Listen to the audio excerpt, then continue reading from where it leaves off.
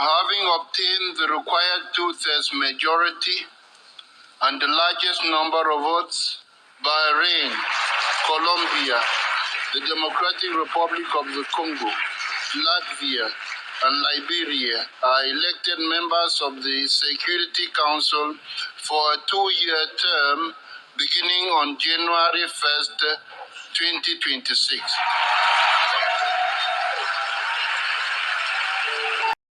And just like that, members of the African intelligentsia, Liberia has been given a seat on the United Nations Security Council, albeit temporary. But temporary sounds, well, temporary, a bit cheap, a bit prostitutional. So it's been called a non permanent seat. That comes across better. This temporary seat for a period of 2 years lacks any veto power whatsoever for a whole continent at a time when so much is happening in the world and on the continent itself. Israel, Gaza, terrorists in the Sahel and Nigeria for that matter, Ukraine, Russia, just to name a few, and of course, the ones you don't hear about. Self determination battles on the continent, such as Biafra, Ambazonia, and Western Sahara, as well as the tragic conflicts in the DRC and Sudan. And here you see Liberian officials shaking hands and hugging and congratulating each other as they celebrate what they see as a historic win for the Republic of Liberia. According to Liberian media, the win represents, quote, Liberia's return to the global diplomatic stage and offers a unique opportunity for the nation to contribute to international peace and security over the next 2 years, end quote. But there are two problems with this historic win. Number one, it's a dog bone. Last September, roughly 8 months ago, Dr. Arikana Chiambori Kwao called the temporary seats for African nations an insult in an interview with Al Jazeera. Take a listen. The Security Council is the most powerful body at the UN, with the ability to impose sanctions and to authorize the use of force against countries. And now Washington is talking about creating permanent seats for 2 African nations, but get this, with no veto power. Why? And why now? Today we're talking with Adikana Chihombori Kwao, former ambassador of the African Union to the United States. Ambassador, it's terrific to have you back on our show. I want to start with a film clip of the U.S. ambassador to the United Nations, Linda Thomas Greenfield. Let's listen. As it stands, there are currently 3 non-permanent seats on the Security Council allocated to African countries on a rotating basis for 2 years. The problem is these elected seats don't enable African countries to deliver the full benefit of their knowledge and voices to the work of the Council, to consistently lead on the challenges that affect all of us and disproportionately affect Africa. That is why, in addition to non-permanent memberships for African countries, the United States supports creating 2 permanent seats for Africa on the Council. It's what our African partners seek, and we believe this is what is just. Ambassador Chihombori, let me ask you, on a scale of 1 to 10, how enthusiastic are you about the proposal that the ambassador has just made? I think it's a step in the right direction. However, keeping in mind that this issue has been on the table, ongoing for, like you said, 8 years. If we are going to right the wrong, why can't we just right this wrong once and for all? If Africa is going to become a member of the UN Security Council, a permanent member, they must have the full rights just like the other 5 members, which means they must have veto power. Inviting Africa to the table and then asking them to remain mute is an insult not only to the African leaders, but it is an insult to 1.4 billion people. We appreciate what Ambassador Greenfield is saying we appreciate the efforts she has made.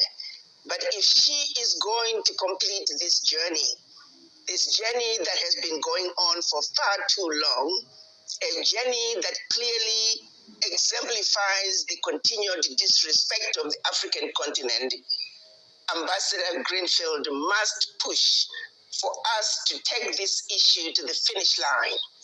Africa must have 2 permanent seats at the UN Security Council with full veto power. Nothing less is acceptable. And I do believe that the United Nations, understanding how long this issue has been going on, how long the disrespect of the African continent has been going on, it is shameful that the United Nations would want to continue to blatantly disrespect the Africans by inviting them to the table, but then saying, sorry, you can't eat.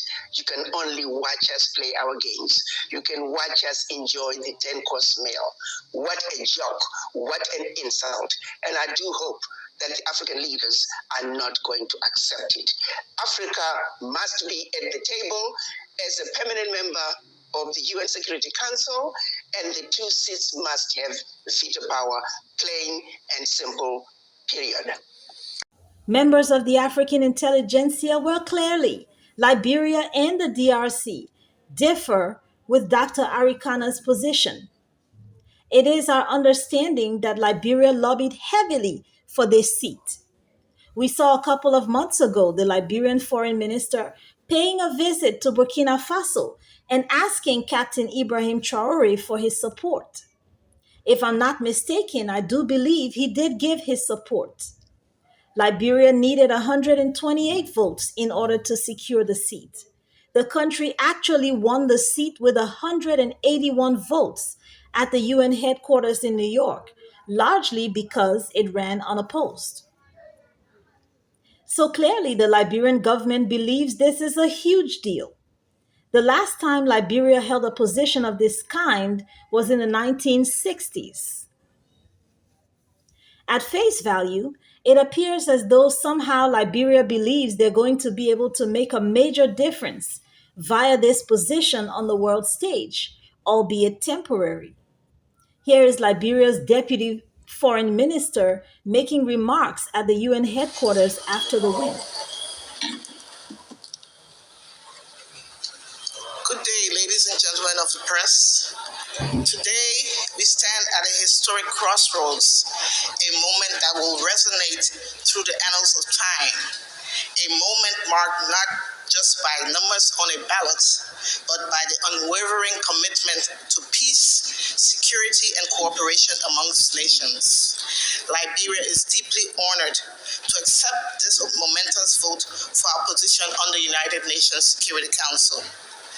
This achievement is not merely a reflection of our dedication, it is a testament to the hopes, dreams, and aspirations of countless individuals who yearn for a world where dialogue triumphs over discord, where unity prevails over division. We have gathered here as representatives of diverse cultures and perspectives, but we are united in our shared purpose to forge a more just and equitable world.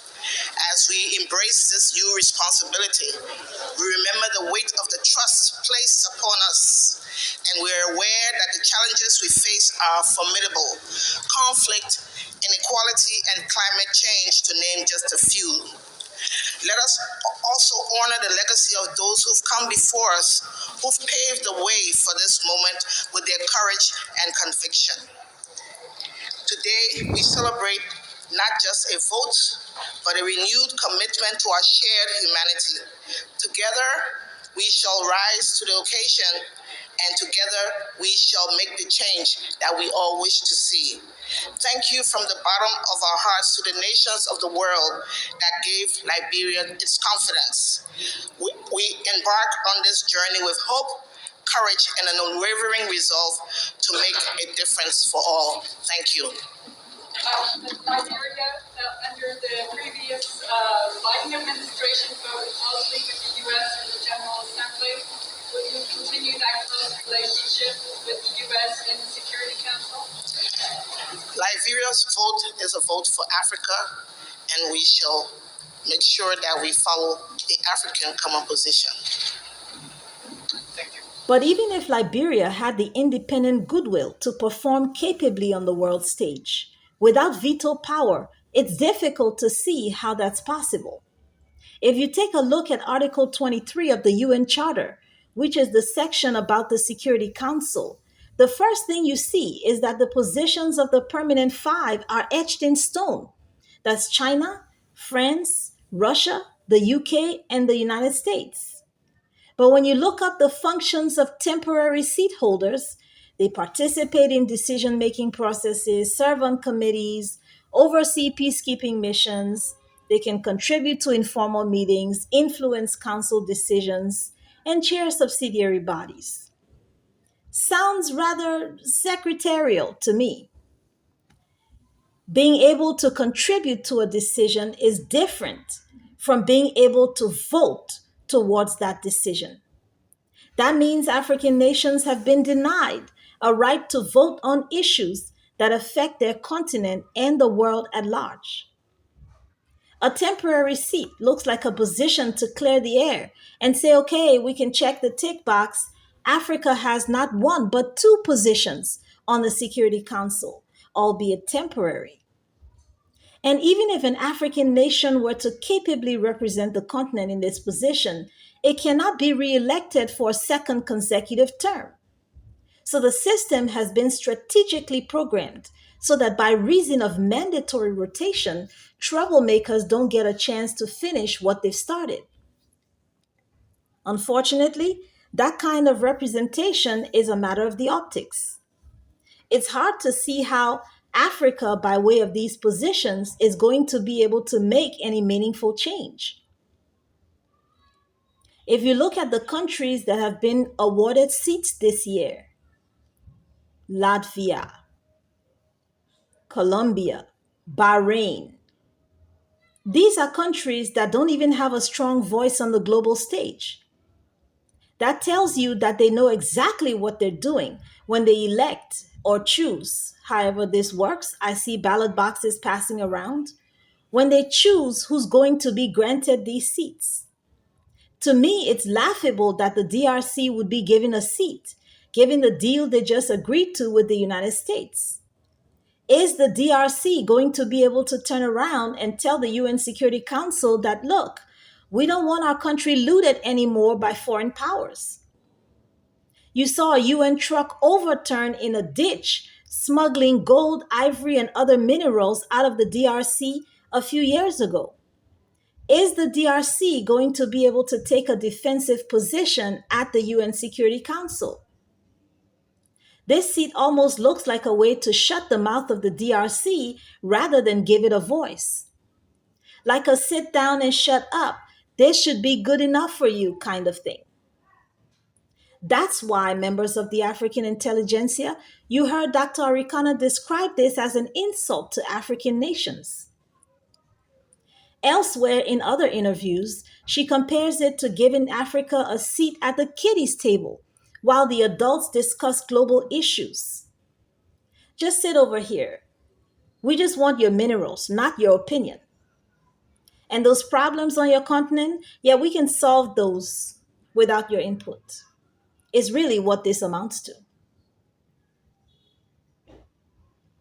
In that clip with Dr. Arikana, you also heard Linda Thomas Greenfield, then US ambassador to the UN, admit that it would only be fair for African nations to have permanent seats, given that Africa is disproportionately affected by global issues. Lip service, of course. Yet today, African nations are still celebrating their temporary seats as historic wins. And for this Liberian administration, struggling under the weight of its broad day corruption and the loss of public confidence, the optics of a Security Council seat win represents a lifeboat that they hope can sail them safely to the end of their first term and into the next. Problem number two, worse than the dog bone, if that were even possible, the Security Council seat is a handshake and a setup. Liberia is being rewarded because it's getting ready to host a major logistics conference in the subregion that looks as though AFRICOM, with the collaboration of ECOWAS nations, is preparing to invade the Sahel. So this clears out to be a strong handshake from the United States to the Republic of Liberia. Can we count on your support? And if you're only too grateful to be given a position, it's hard to see how you're going to push back against the positions that your benefactors take. You heard an off camera reporter ask the Liberian deputy foreign minister, would Liberia continue to align closely with the United States in the General Assembly as it had under the Biden administration? You heard her answer that Liberia's position on issues in the council would be an Africa common position. And what exactly does that mean? Given that Liberia is so closely aligned with and dependent on the United States. Given that AFRICOM was established to hamstring African governments and their militaries into agreement with its goals, all under the guise of partnership agreements with African nations. Is the goal unity at any and all costs, even if we're all going in the wrong direction? Is that the Africa common position? Is ECOWAS a cult that we can't get out of for fear of dire consequences? What happened to national sovereignty? Members of the African intelligentsia, Liberia is being positioned on the Security Council so that should the decision to invade the Sahel reach the United Nations, Liberia can be counted upon to represent, if not champion, the consensus of puppet African nations to back the move. Hence, Liberia's position on the Security Council is at once a handshake and a mandate. When Traore described the House Negro, yes, this is the classic House Negro agreement. The inability to think outside of the master's head. I mean, coming to my country to ask for my support so that you can win a seat on the UN Security Council in order to help my enemies legalize an invasion of my country is betrayal on a whole nother level. That is low, even for African politics. When we look at our relationships, there is no friendship in fact. In the world, there are only interests. People only come to us for their own interests. We must be well aware of this. I'll close with this. In 1969, a Liberian diplomat named Angie Brooks Randolph became the first female president of the UN General Assembly. In 1974, she became Liberia's permanent representative to the United Nations, where she worked tirelessly toward African states gaining their independence from colonial powers. Madam Brooks also served as Assistant Secretary of State of Liberia under President William R. Tolbert and later became the first woman to serve on the Supreme Court of Liberia. In 1979, President Tolbert hosted the opening session of the OAU, the Organization of African Unity, at the Unity Conference Center in Monrovia. So, from the United Nations to the OAU, Liberia was moving Africa in the right direction, due north towards true African independence. And here you see various heads of state from different African nations as President Tolbert gives his opening remarks. You see Cape Verde, Cameroon, Burundi. You see them with their headphones on for translation. Gabon, you see women in attendance as well as President William R. Tolbert gives his opening remarks welcoming the various heads of state to Liberia, Equatorial Guinea, Algeria, July 17th to the 20th, 1979. The following year, however, in 1980, Talbot was unalived, along with almost all of his cabinet ministers, and replaced by an uneducated Army Master Sergeant. Talbot's unalivement left no one on the ground to continue his work. That was made sure of. Shortly after Master Sergeant Samuel Doe took office, professors from the University of Liberia, in an effort to salvage the situation, began tutoring him. A crash course in governance, English, economics, and the like. Upon learning about Liberia's debt burden, he decided he would pay it back to the IMF, launching a public campaign to that effect.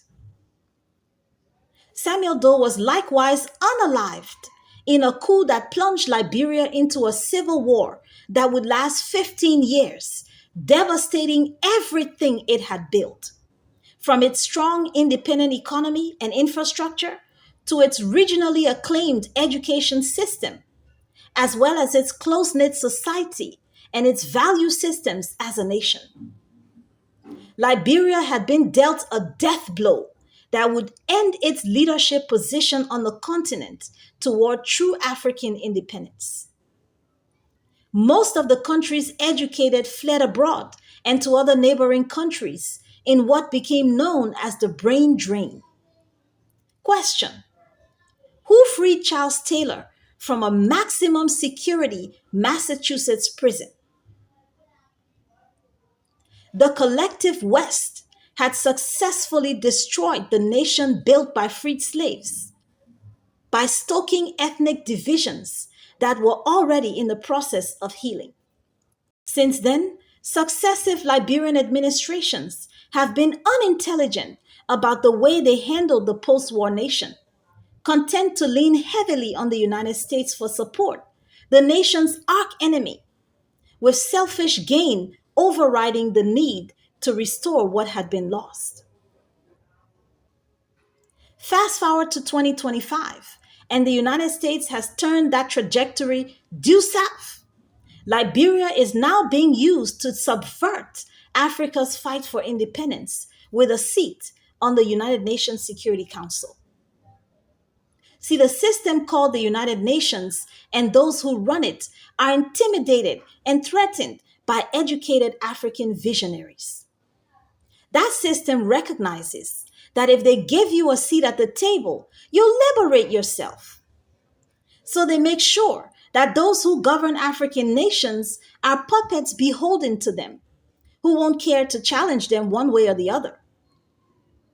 The kiddies' table at the Security Council is exactly where puppets belong.